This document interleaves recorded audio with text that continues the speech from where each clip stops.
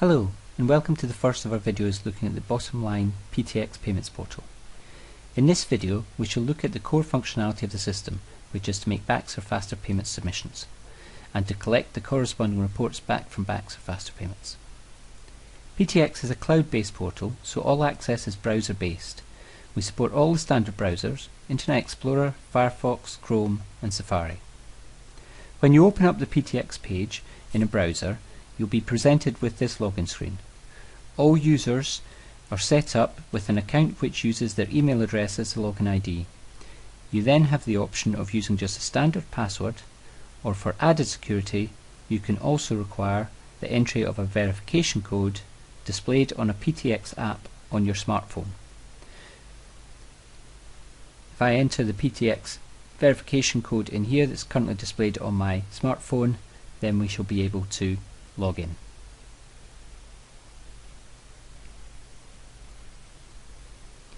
Once logged in, we're presented with the All Payment screen, which is where we can see the status of all payment batches which have been loaded into the system, both those being processed and those that have been sent already.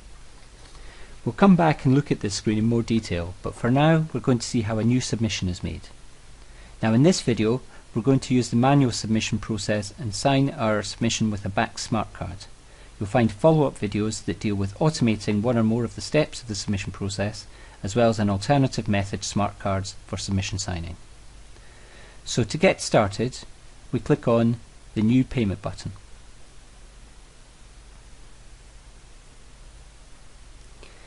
We're now presented with a list of payment profiles configured for our organization.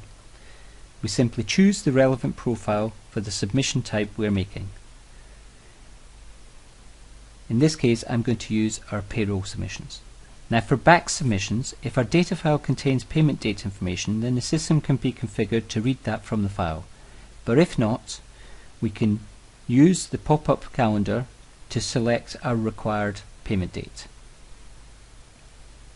The system will always default to the next available payment date of 2 working days from now, and as I say, if we open up this calendar, we can then select any day from the 30-day window which BACS allow us to choose from.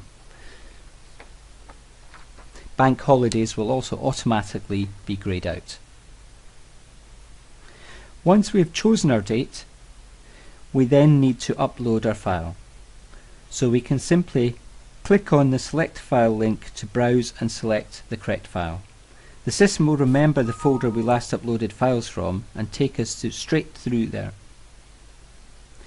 Once we select our file, it is read into the PTX cloud, and as that happens, full validation of bank details on each transaction is carried out. Also, in the case of a relevant file such as this payroll file, RTI validation is also carried out. In the resulting screen, we see some summary information such as the totals for what's in the file, together with the payment date that we selected and the individual transaction level detail. If any of the transactions have failed validation, those will be clearly indicated, including the reason why, and all the error and warning information shall be collated under the corresponding tabs. In this case, I have one record that has failed validation with an incorrect sort code, plus I have numerous warnings that I've submitted this file before, which in my case is because this is a demo file that I use repeatedly. For organizations that like to have a paper approval step or just want to keep a separate copy of what was in their submissions, we can print off an authorization report containing all the detail from the submission and a signature field at the bottom. Assuming we're happy with the data, we're now ready for the next step in the workflow, which is to approve. In this demo scenario, I'm logged in as a user that can do all steps, but you may choose to require different users than those that loaded the file to carry out the approval, and we shall see a little later how we can control those permissions. So my submission is currently in the entered state up here in the top right, and the approve step simply consists of reviewing the data and then clicking the approve button to change it to the approved state. It's now ready to be sent. Now this particular example is a BACS submission, but the process is exactly the same for faster payments. So as a user that has the send permission, we simply click the send button, insert our smart card into our reader, and then click the continue button to sign our submission data. We'll be prompted for our smart card PIN number, and the system is now going to connect up to the BACS service and prompt us for our PIN number a second time,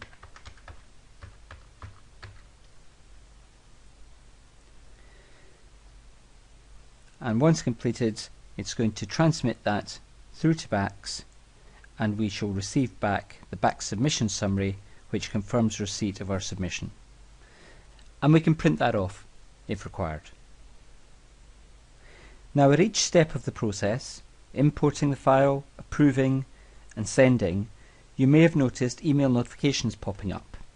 So if I go across to my email system, we'll see here we've received an email notification when we created our submission, another one when we then approved it, and another one when it was successfully sent to BACS. Now these can be particularly useful for when we are separating the permissions for the submission workflow. So once the file is uploaded to create the submission, an email notification can be sent to the approvers to let them know there's a submission waiting approval, and the same goes once it has been approved. An email can be sent to the submitters to let them know, and finally we get a confirmation email when it is sent successfully to BACS. In addition to the BACS submission summary, we now have a history tab telling us who has completed each step of the submission workflow for this particular submission, and we've still got access back to our actual submission data in here as well, seeing the actual individual transactions. Back on the All Payments screen, we can see the card for the submission which we've just sent, as well as cards for all the other submissions that have been loaded in and sent through the system. And we can drill down into any of these to see the associated BACS submission summary, the history audit trail showing who's completed each step, and the instructions that were included in that submission. This screen is also available in a grid view where we have a single line for each submission, and this screen is particularly useful for filtering and searching for information. So for example, if I wanted to see all my supplier payments submissions that have been sent, I can use a combination of the filters and the graph at the top to filter that, and I'll remove the graph from the screen so we can see the resulting data. And once we've got the results that we're after, we can export this information into a PDF file for printing out the results if we need to.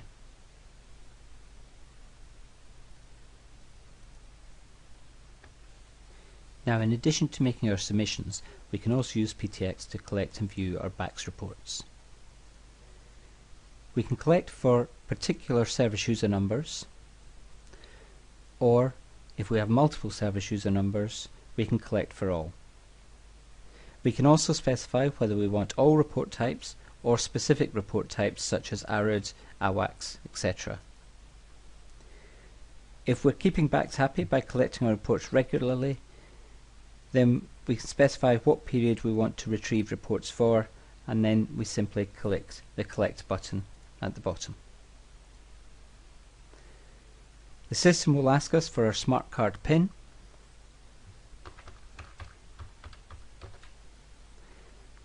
and then it will retrieve the matching reports and list them on the BACS messages screen where we can view them, print them or export them. Here in my demo environment I only have the one generic test report, but here we'll see we can view the reports, we can print this out if we want hard copy, and we can also export the XML version of that if we have any systems that require those. Now the final area I want to look at in this video is the settings menu. Now the settings menu is only available to users that you designate as administrators, and it allows you to perform self-service administration of various aspects of the PTX system. So for example, we've got the capability of administering our user accounts in here. So this is where we can create new users, we can reset users' passwords, and we can also go in and change various settings about the users.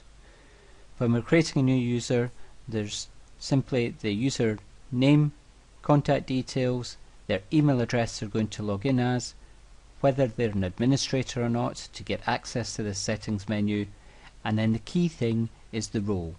The role is what defines the permissions they have in the submissions workflow.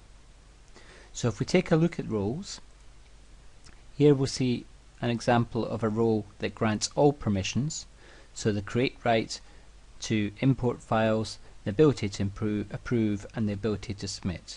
Don't worry about commit, that's for submitters that we call indirect submitters, who commit things to a queue for Bottomline to send on their behalf, and that's covered in another video. The archive ability is the ability to remove items from the all payment screen, and the reports permission is for access to batch reports. And the permissions within a role can either apply across all profiles or be restricted to particular sets. So for example, in here I have another role which only gives the approve right, but to all profiles.